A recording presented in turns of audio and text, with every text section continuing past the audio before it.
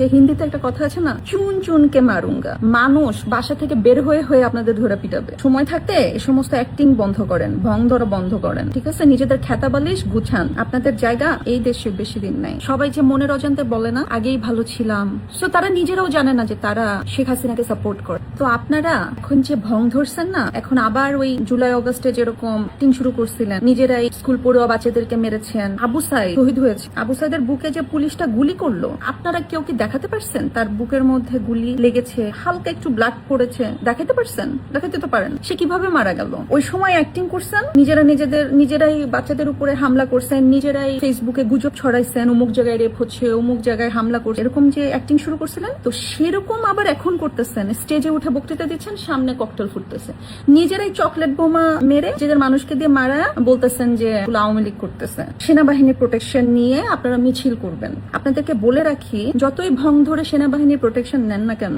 বাংলাদেশের প্রত্যেকটা খেটে খাওয়া মানুষ আপনাদের বিচার করবে। রাস্তায় নাম রিক্সাওয়ালা ভাইয়ারা ধরে পিটানি দিবে। হিন্দিতে একটা কথা আছে না, চুন চুনকে মারুঙ্গা। মানুষ বাসা থেকে বের হয়ে হয়ে আপনাদের ধরে পিটাবে। সাবধান হয়ে যান, সবাই ক্ষেপে আছে আপনাদের উপরে। সময় থাকতে এই সমস্ত অ্যাক্টিং বন্ধ করেন।